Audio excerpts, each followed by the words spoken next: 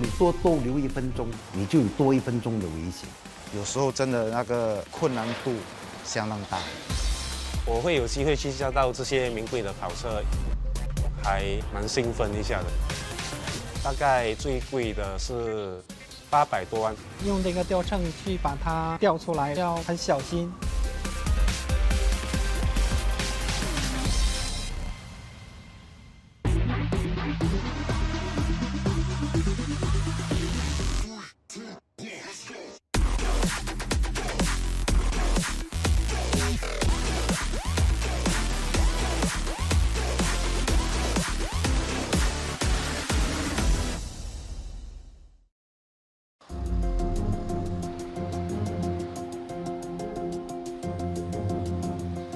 拖车司机好像公路清道夫，发生交通意外时，他们将出事的车子移走，确保公路畅通。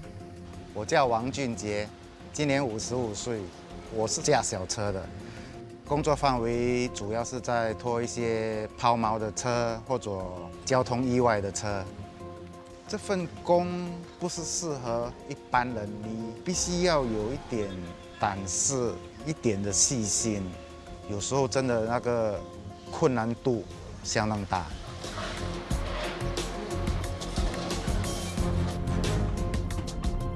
当这些车祸还是车坏在马路上，就好像是受伤。那我们这些拖车就好像拖车的就上车，赶快到现场把它拖去医院里面，也就是车厂里面去救。所以也无形当中在帮助很多人。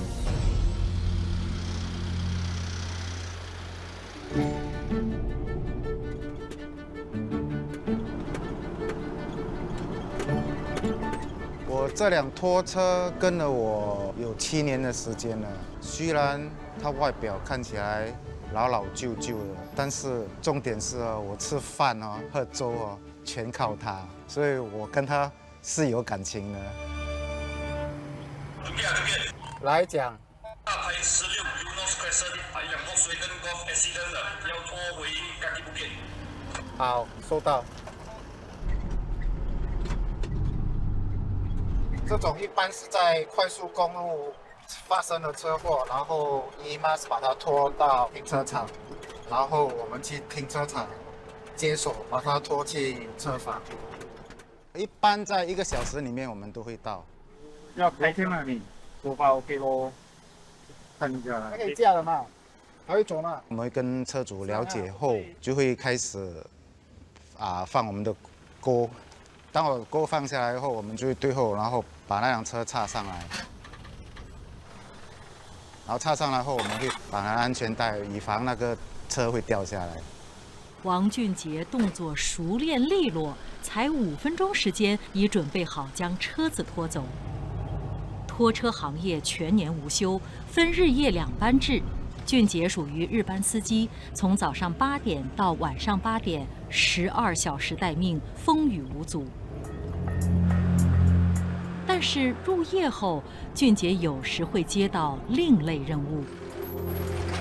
晚上我们一般都会去拖那种他们欠银行，他们没有还，那时间到了，银行出单要叫我们去拖，速度就要很快，因为我们一般不让车主知道，因为他如果叫警方来，还是在那边拖拖拉拉，我们那个时间就拉得很长。所以一般我们去那边就是会直接插了，就想办法把它拉走了。这些新车都是没有车牌的，所以他们不能够在路上行驶。我们就会把新车装上车，然后拖去指定的一个地方，这样子。我叫陈嘉文，今年39岁，然后是一名平板车拖车司机。我主要拖的都是一些比较名贵的跑车，我们都会帮顾客拖去做一些修理或者保养，或者每年的一个例行的检查。我会有机会去驾到这些名贵的跑车，因为我需要把它给装上我的平板车。感受还蛮不错的啦，蛮自豪一下的，蛮兴奋一下的。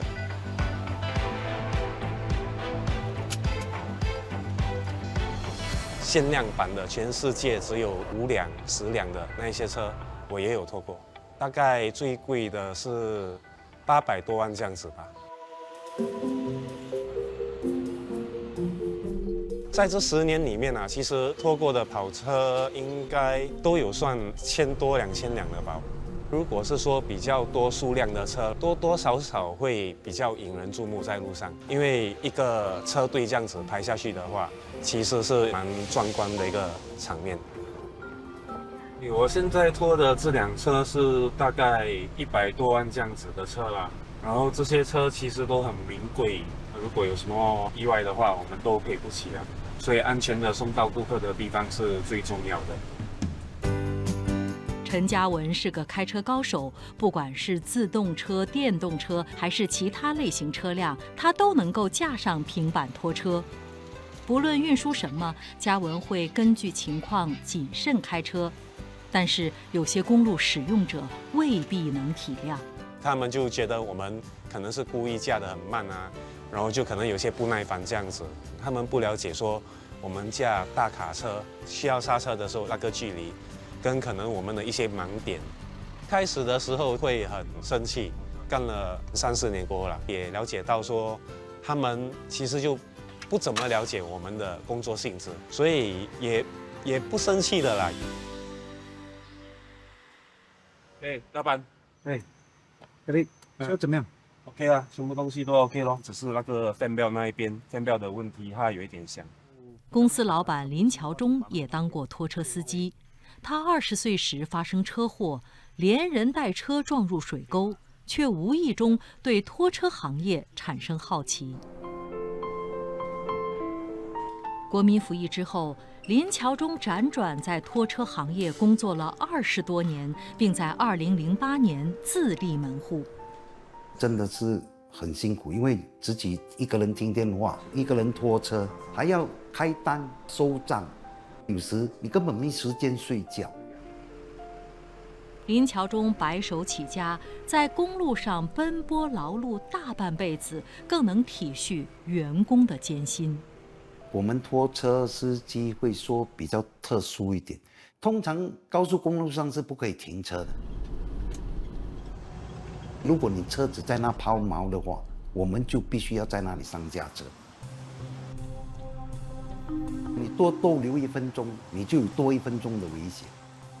有时车子在我们身边驶过的时候是非常非常的靠近，所以如果那个时候你稍微一个不小心走出一步而已，就这样没有了。有时你放了路堆也没有用，他们会甚至把全部的路堆给撞倒。我们公司也发生过几次的司机被撞，拖车被撞。当我看在车祸现场的时候，那个司机已经倒在马路中间，看了整个情况很难过，真的很难过。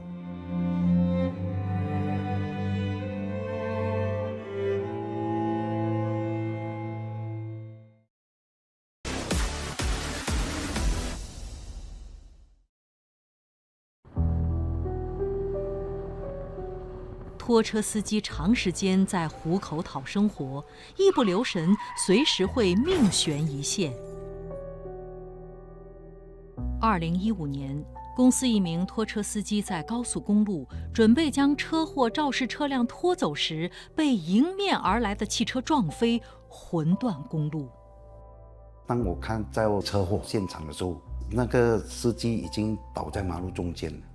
然后我看到有警方的那些帐篷，看了整个情况很难过，真的很难过。每个人都没有心情工作，因为失去了一个好同事，一个好朋友。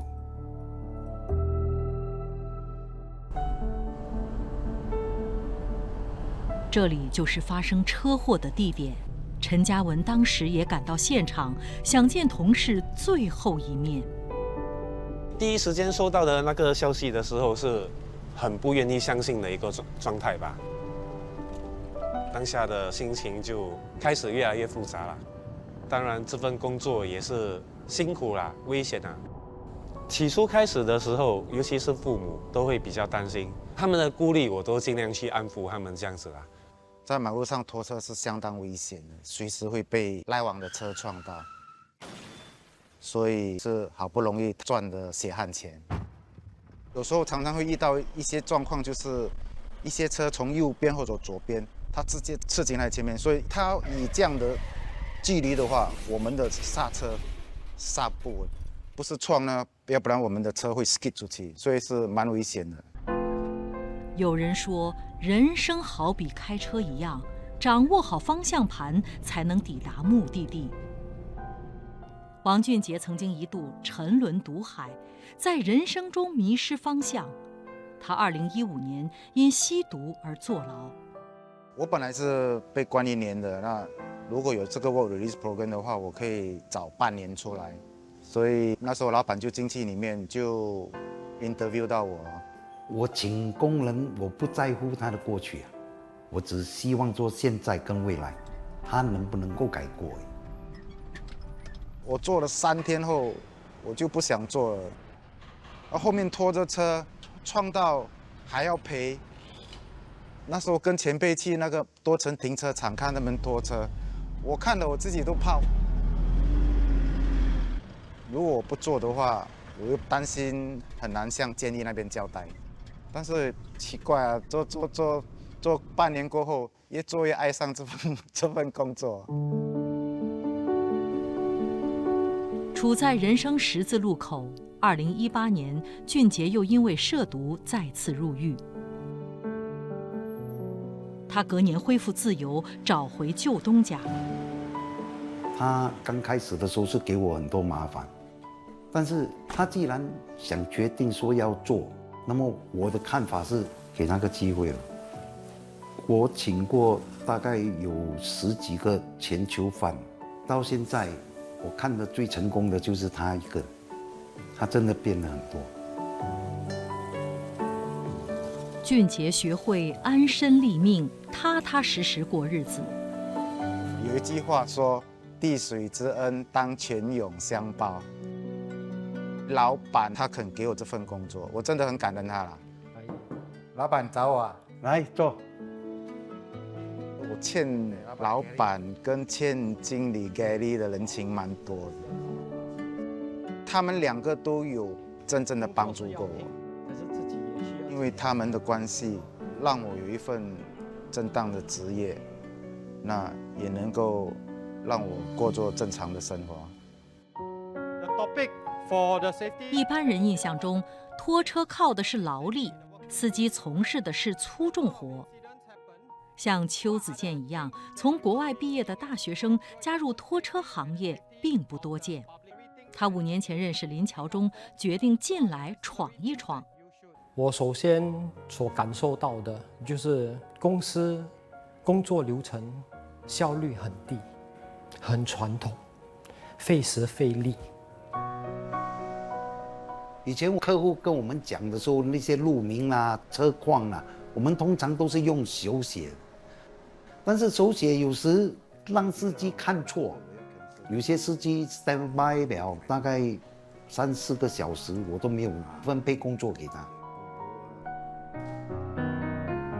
我觉得拖车司机一直被误解，这个是一个技术活，可是公众没有认可他们的技术。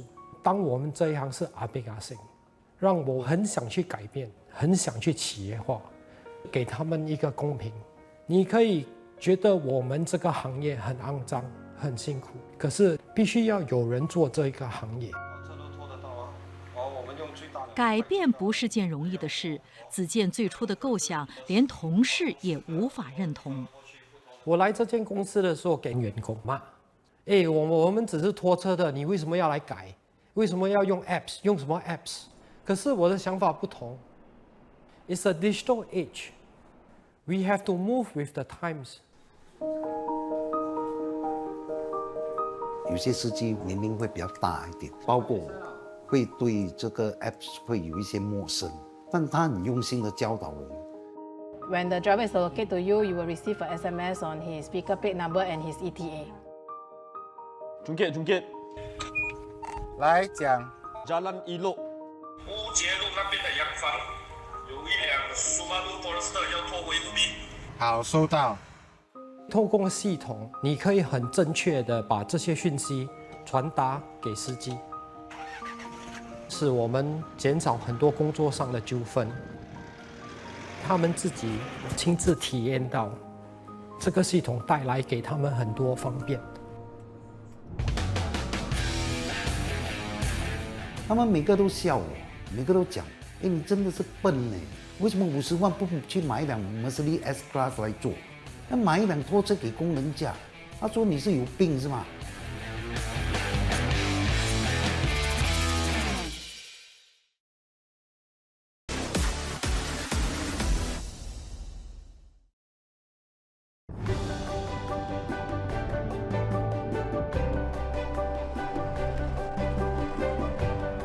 我觉得这条路上有新加坡最美的风景线，两边可以看到海，看完了心情很舒畅。这边的风景跟我的老家内蒙古的风景很不一样。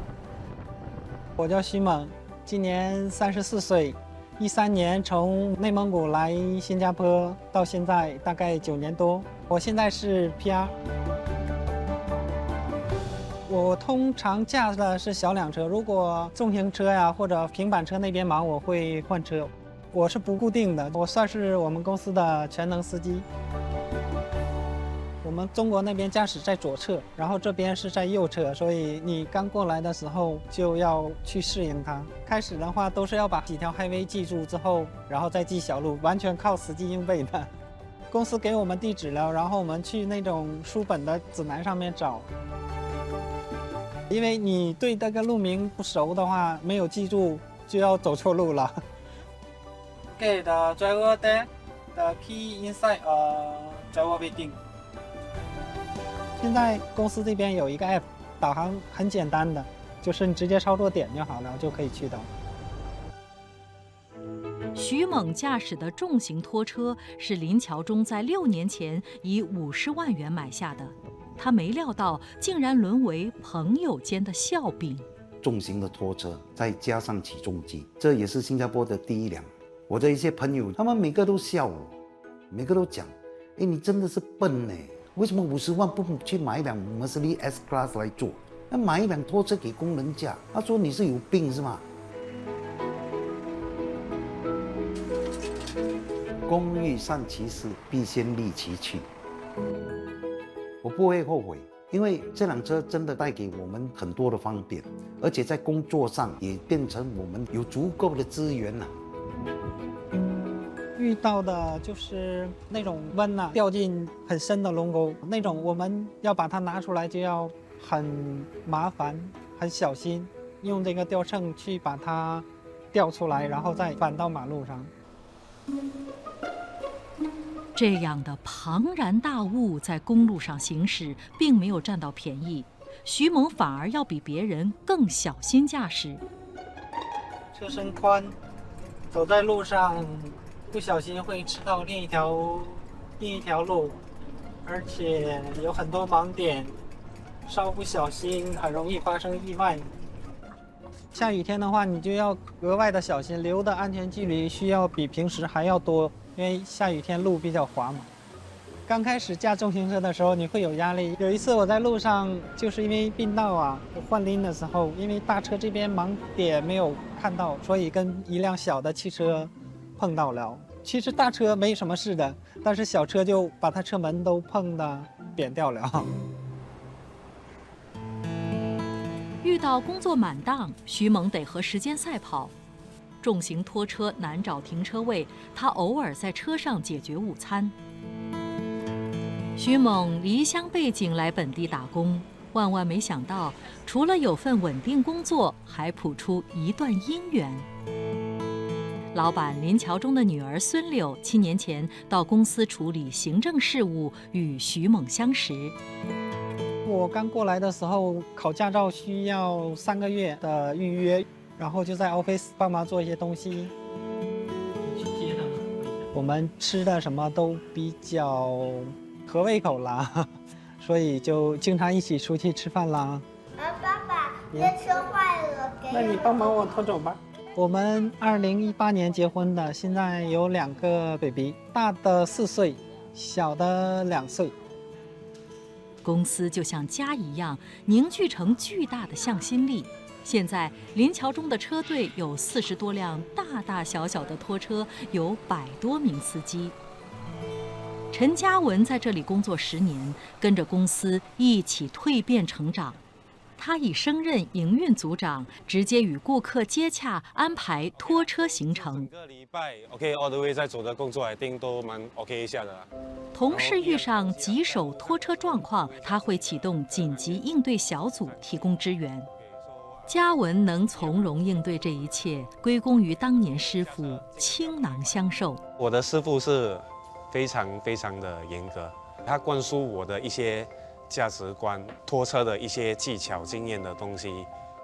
现在开始我自己成了师傅这样子，我也都把之前师傅教我的东西去灌输给新一代的这些拖车司机。这样子 OK。其实驾拖车这一个行业不是课本上能够去学会到的，很多都是经验一点一点去累积起来。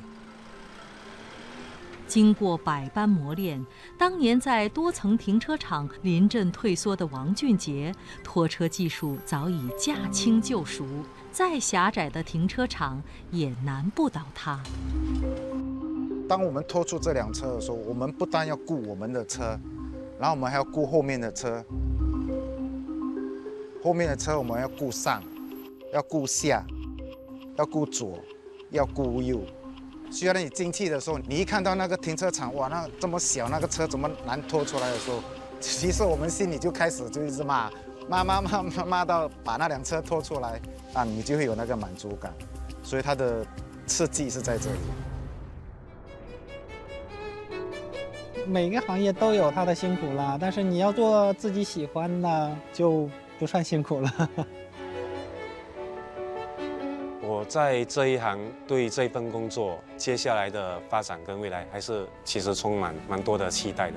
在路上讨生活还是蛮辛苦的啦，是有很多的这些酸甜苦辣，不过我还是很喜欢这份工作。